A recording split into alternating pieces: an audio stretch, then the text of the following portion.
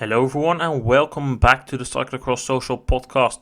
In our second part of the season preview, we will be looking ahead at the women's races this cyclocross season. And with me here to do that today is Twan. Hello. Tom and Isam couldn't be there because they have pretty busy schedules. Tom is in Korea this year, so he will be a bit less on the podcast compared to last year. Anyway, I'm sure Twan, his expertise will help us through this podcast, and we'll start off by talking about the single best rider of last year. Lucinda Brandt, last year she became world champion, won all the classifications. I think she only finished outside the top 3 one or two times. Incredible season by her. Twan, if you look at that last season from her, surely there's no way it can be any better this year. No, I would indeed think it can't get any better, but I think she'll still be very competitive, and she'll probably still have her moments in her courses during the season where she will absolutely destroy the competition. I certainly think so as well.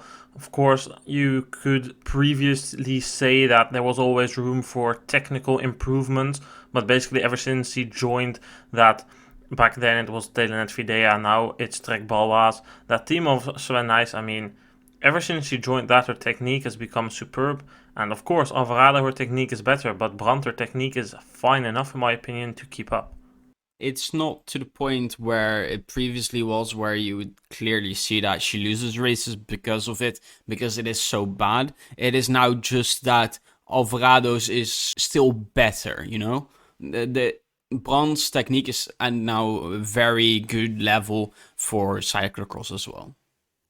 I think Brandt will definitely be up there this season as world champion. She is one of the only riders of who we know when she is starting her season. She is skipping Paris-Roubaix on the road, which is quite a surprise because her road season was pretty good this season.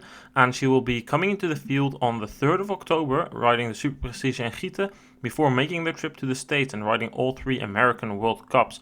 Do you think she will immediately be there competing for the win? If she's skipping Paris Roubaix to be there, she has to be on good form and she has to start winning right away and lay a foundation for that Cup classification.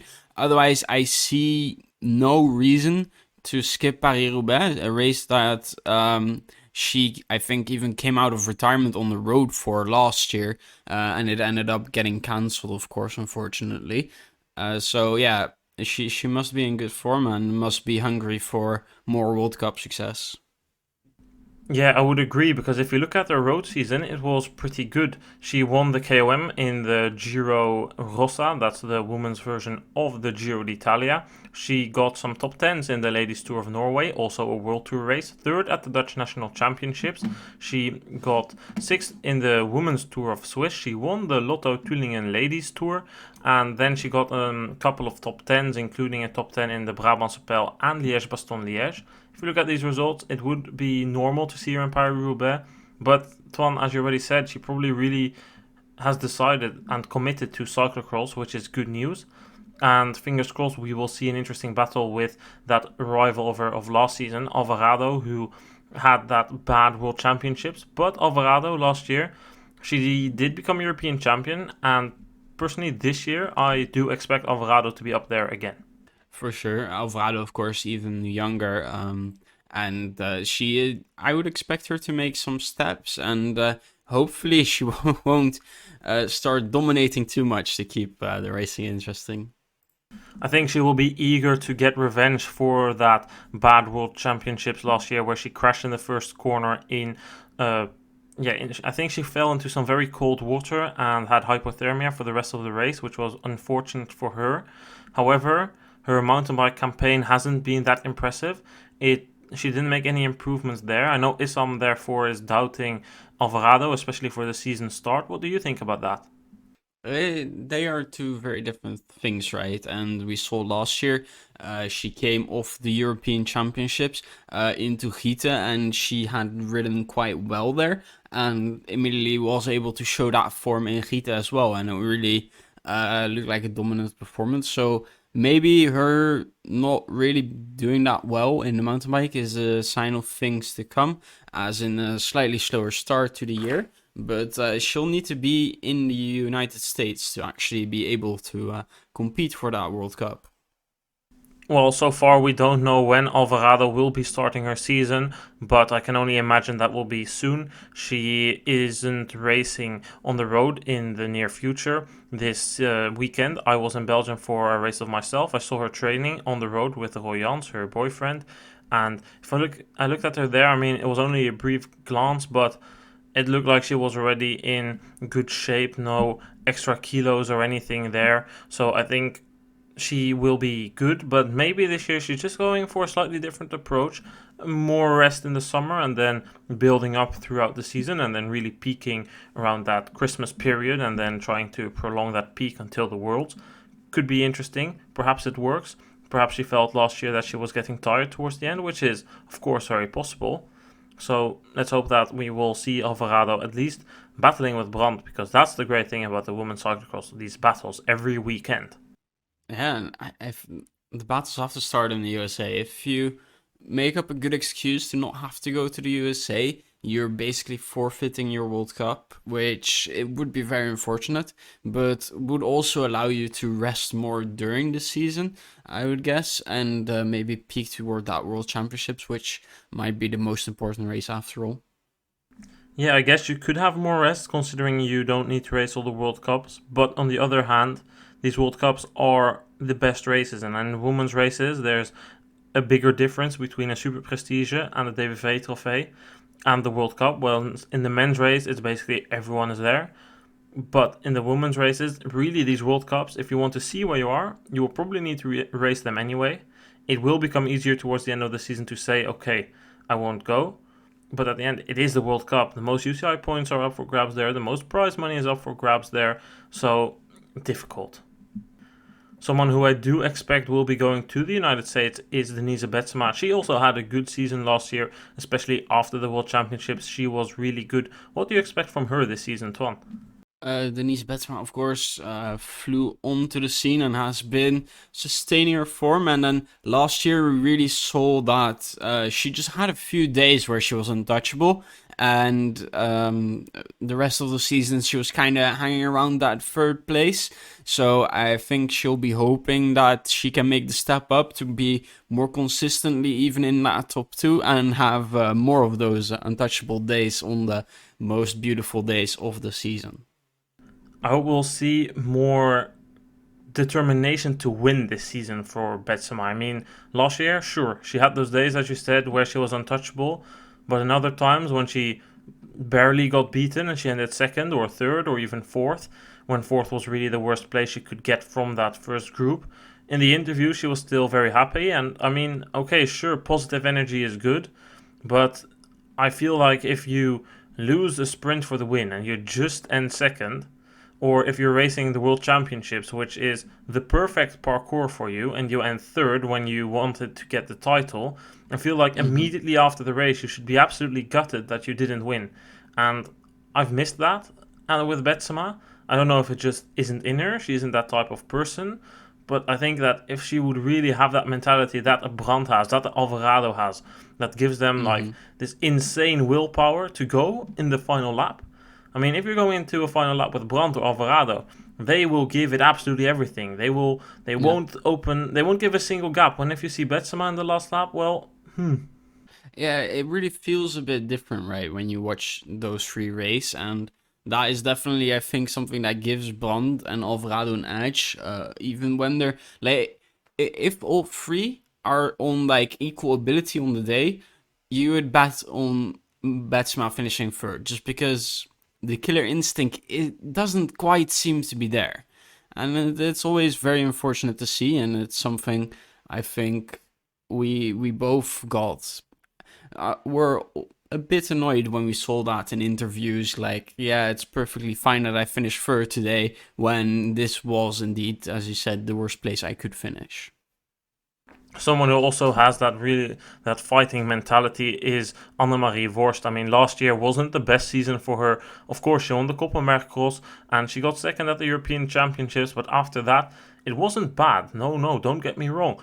It was decent, a lot of fourth, fifth, sixth places, but we're used to seeing Worst fight for the win with Alvarado, getting on that podium week in, week out, and usually on the top step, or if not, barely being beaten for the win. That was really what we saw in 2019 2020.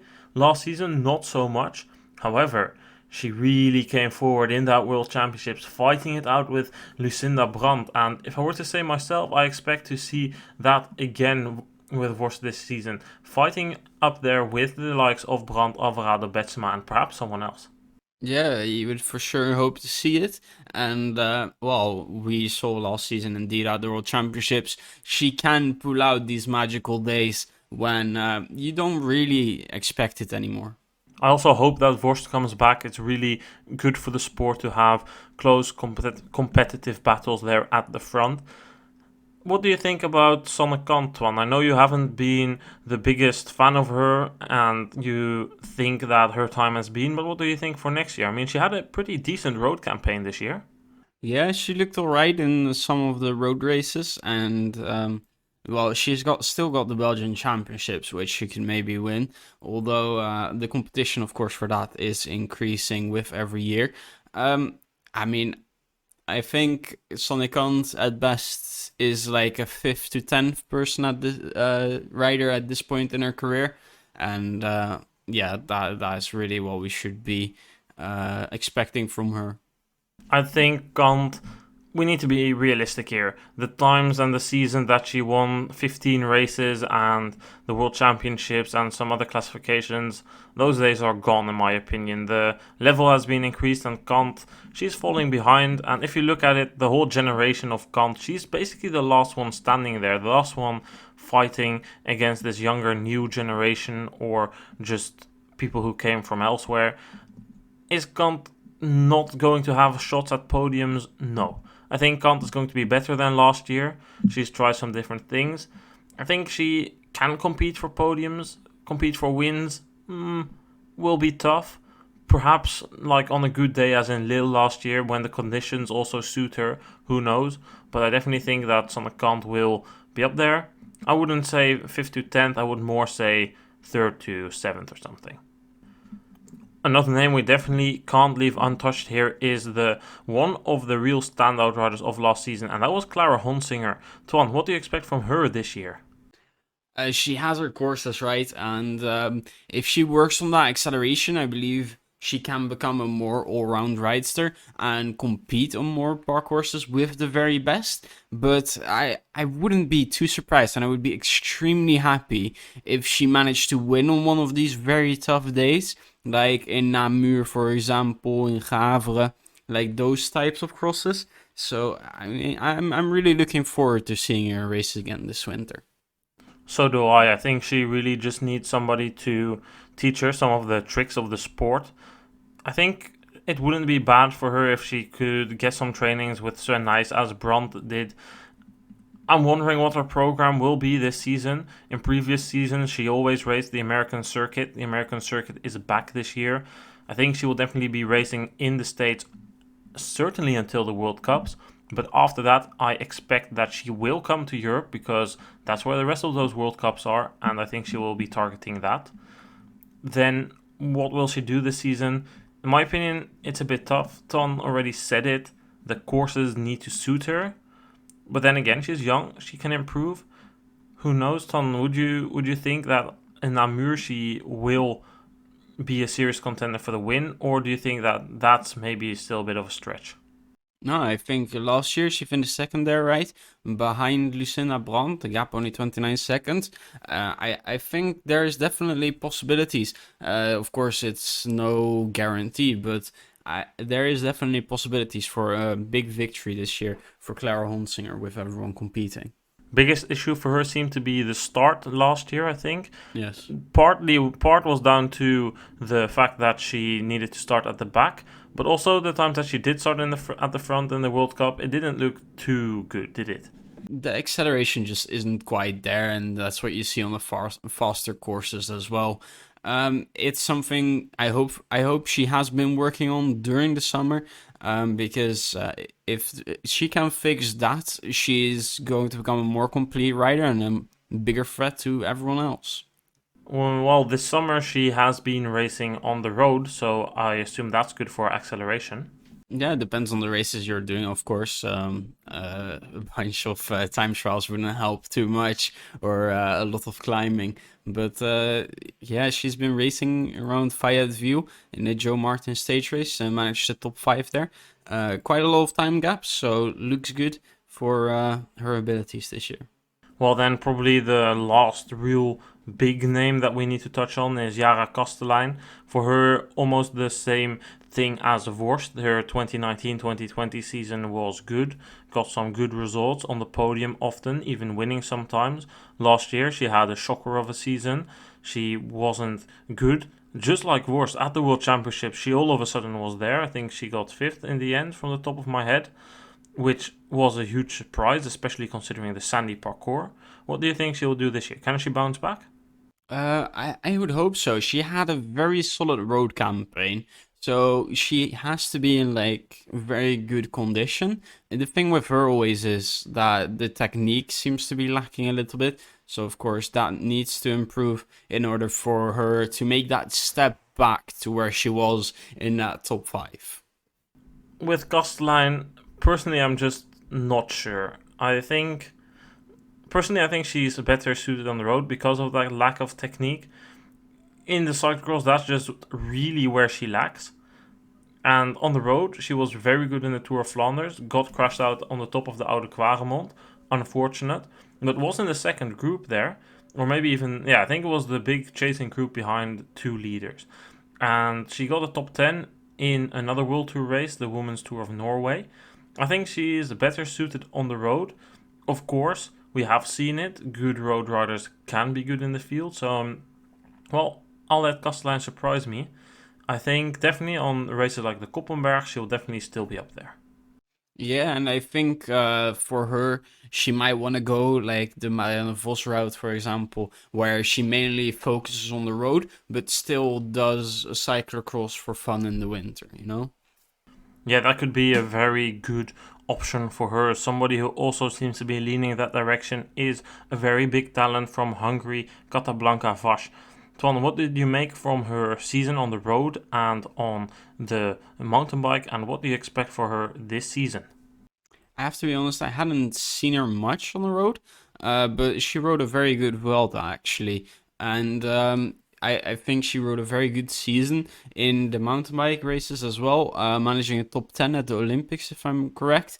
And next year or actually she has already joined SD Works, the absolute powerhouse in women's cycling. So hopefully she'll still grace us with her presence in the field because she's an amazing talent, and it was a lot of fun having her around and fighting it out with the Dutchies sometimes. Well, not only a top 10 at the Olympics, as under 23 rider, she got fourth there. Really impressive stuff. And I do expect her to be good this cyclocross season. I can see an improvement in her technique on the mountain bike, something that was needed. The power definitely there. Different team. I don't see that as a problem. Lotte Kopecky, who next year will also be racing for SD Works, has also noticed that she will be trying cyclocross again. Vos is just in a big group of riders who are knocking on the door. Huge talent coming through. Fem van Empel, Puk Pieterse, Shirin van Androoy, Manon Bakker, Aniek van Alphen, Inge van der Heijden. Ton, these are a lot of names. And which of these names do you think will be making a huge step this year from... Well, I mean, Pieterse and Van Androoy have already done it, but out of these names, just what do you make of it? Yeah, they are very exciting times for cyclocross, and there is so many women that are ready to take that step. I feel like, and are like just pushing on the door, which is also why I'm surprised you think Sonic will still be around that third place from time to time, because the level is so high. There's so many women like ready to come through, and it's absolutely insane. There are so many of them. Yeah, I wouldn't be able to pick one, to be honest.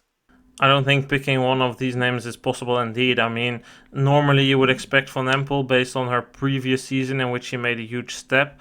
Personally, I think she made that huge step last year, and this year she will stay around the same level.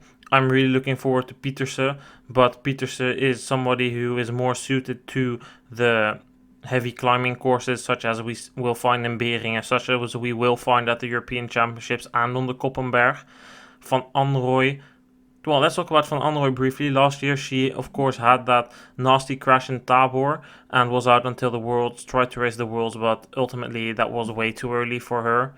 And this year she's been racing on the road and she's been doing really good for Trek. Yeah, it's just been very solid. When I've been watching some of the races, I've seen her still late into the races being able to help some of her leaders, sometimes even being able to ride for herself.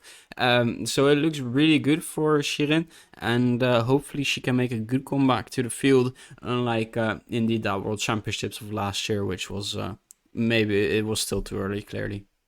I think Van Anrooy and Pieterse, from the names that we mentioned, will be the main ones competing up there with the big names Brandt, Alvarado, Betsema, Worst. Perhaps you are right that Kant will fall down, but maybe I'm just overestimating Kant for the reputation she has. But I do think that from the other names I mentioned, from a Bakker, Van Alphen, Inge van der Heijden, I think these three names are solid riders who we will find in the top 10 almost every week, especially Bakker. But I don't think that these riders will really be up there. Of course, last year you already saw it with Van Alphen and Bakker really being there in the smaller races at the beginning of the season, and I kind of expect the same this year. Yeah, and I feel like last year at the end we saw Bakker also sometimes on the bigger races, like really challenge that top four and actually put herself into it as well. Yeah, so it has been a good back end of the season, I feel like, for her, and I hope she can continue that because it looks really promising. Yeah, Bakker did have that phase in which he was fighting for the podiums, but then I do expect Worst to be back. I do expect Kastelein to be slightly better. I do expect Pieterse and Van Anrooy to make a step and then be around the level of Bakker. So it will definitely be interesting to see. And then we haven't even talked about a whole group of riders who either focus on mountain bike or road racing, who will most likely also be coming to the cross. Evie Richards, world champion mountain bike, Marianne Vos, Eva Lechner, Perrine Clausel, Anne Tauber. These are all names that we have seen in the top 10 multiple times previous season. What do you think? I think personally out of these names, Richards is definitely the standout name who has the most potential to do something. Yeah, Evie Richards, I mean, back in the day as well, like 4 years ago, maybe already, I think in like Hoge Heide, she had just, or in Namur, she had just one of those days where she was completely untouchable and won the Elite World Cup as well. Like, and I guess she had one at the mountain bike world championships as well. She just has those crazy days where it's just amazing to see her ride because she absolutely destroys the competition. Yeah, definitely. I will definitely be hoping she will come back to cyclocross. Last year, she did a couple of races, starting in the Scheldecross and then from Gavere. Two not great races, sixth in Namur and then eighth in Overijs and seventh at the Worlds in Ostend. Definitely solid. For Vos, I think she perhaps shouldn't be looking back to coming to cyclocross. Last year, she really didn't have a great season in cyclocross. And let's face it, Vos is getting old, and there's plenty of young talent that, in my opinion, should be preferred over Vos in selections for the World Championships. I mean, next year, Van der Heijden won't be under 23 anymore. Bakker is also not under 23 anymore. And if you already have the World Championship selection with Brandt, Alvarado, Betsema, Worst, Kastelein, that's already 5 places out of 7, I think. So then who are you going to take? Are you going to take Van der Heijden and Bakker, or are you going to take Vos?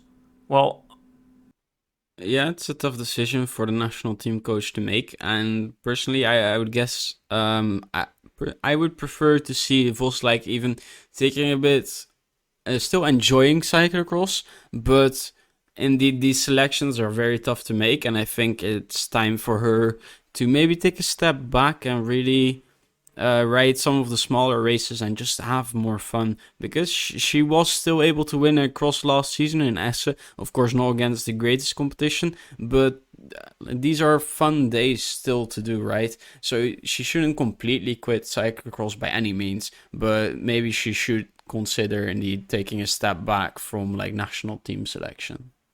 Yeah, of course, she shouldn't completely quit cyclocross. Nobody should be forced to quit cyclocross because they don't make selections, but maybe she should turn down her expectations for the season because every season is like, I want to come on the podium at the World Championships. Mm-hmm. And that is not realistic anymore, in my opinion. But of course, it is Vos. She had a good road season, winning again a couple of big races. Gent-Wevelgem, Amstel Gold Race. So you never know with Vos. She might surprise us. For sure. Let me then talk you through some of the big transfers of this cyclocross summer, actually, I have to say. It all begins with Kreef and Friestas no longer existing. Their riders have been brought under at other teams of the Roodhoof brothers. Aniek van Alphen is now riding for the 777 team, and this means that Arzoufi is gone in the 777 team. Where she's gone, we don't know. We don't know if she will be doing cyclocross, so we'll just need to wait. Kastelein and Manon Bakker have been moved to Ico Krelan, the team of Sonnekant. It previously used to be a team completely around Sonnekant, but that has clearly changed. Also, as Marta Truyen has been signed from that team, she is coming over from the Trek Baloise Lions. Then we have Maud Kapteins, who left Paulshausen and now will be riding for Hens Maas Containers. Lucels then has left Ico Krelan. She will be riding for Proximus next year. Ellen van Looy has left Trek Baloise Lions and she will be riding for Van de Molen. Then a change in nationality. Riberol has changed the nationality to Belgian. Then we also have the final transfers, and that is Casablanca Vash. Twan already mentioned it, now rides for SD Works, and Marie Schreiber has now signed for Tormans. That gives us the time to talk about some of the young talent, and I already mentioned one, Marie Schreiber. Twan, do you think that she will be looking good this season? It was last year I picked her on the podcast for like the young talent that's hopefully would come through. Unfortunately, the season got ruined by COVID as juniors weren't allowed to race like nearly anything all season. But the races she was allowed to ride, she actually rode really well. So I'm super excited to see her now actually being able to compete this year. And I think like maybe on a crazy day she can get a nice top 10 with the leads. Well, I don't think you even need a crazy day for that. You summed it up already, but last year, what did she ride? She rode the Rapencross in Lokeren. She got 19th there, season opener. The week after that, she rode in Kruibeke and she got 11th. And of course, this is the beginning of the season. No huge competition. There's still a couple of names missing. But then again, she was up there as still a junior. She's a year older now. She got second in the only World Cup there was for junior women in Tabor. And she got sixth in the Troy Cyclocross International. So I think she could definitely get in the top 10 a few times. But she will definitely be competing with this other big talent, Zoe Boxet, who rides for the youth team of Tormans. Zoe Boxet has recently won the Waterslee Ladies Challenge for junior women. She has also become triple European champion on the track, also setting world records on the track, winning road races, national champion on the track and in the time trial. So Zoe Boxet, definitely a crazy talent. She will probably be racing the World Championships first before coming into the field, but this, in my opinion, is one of the biggest talents in all of cycling, so also in cyclocross. Yeah, Tormans got a very talented duo year, and these are very exciting times. If they were Dutch or Belgian, they would have gotten much more press coverage from it. But I hope they will let the legs do the speaking, as they are set for a very nice future. I definitely agree. These are two very exciting talents. Boxet's still a year younger. She's still junior, aiming to get that rainbow jersey in cyclocross in Fayetteville at the beginning of next year. Then some other talents we need to touch upon. Madigan Monroe, Twan. Yeah, exciting. Last year she was able to do some decent results, if I remember correctly. Also, now 19 years old, second year of U23. So she was able to race a little bit more, and we saw her around that 15th to 25th place a few times, even in World Cup. So that is looking very good. Hopefully, she is able to make a step and able to race a little bit more with less COVID restrictions. Then another British talent, Tom has been tipping me about her, Millie Cousins. She has also become triple champion on the track. She always fights it out with Zoe Buxted. She is a year older than Zoe, but still, she is incredibly talented. In Dubendorf, she got fourth at the Junior Women World Championships, and that was first of the, back then, first year's junior woman. I am definitely looking forward to see what she can do, and she is riding for Eco Krelan this season. And then to end it off, two other talents are Burquier and Durafou, both from France. Antoine, if we look at these names, what do we see? They're all from other countries than the Netherlands and Belgium, and I think that's good news. Yeah, for sure. That's something we talked about briefly before the podcast as well, when discussing some of the names. And it's looking really nice for the internationalization of women's cyclocross again, where the Dutch have really taken over the past few years. And it is really, really good to see so many talents from so many different countries making it into the sport and hopefully persisting with it.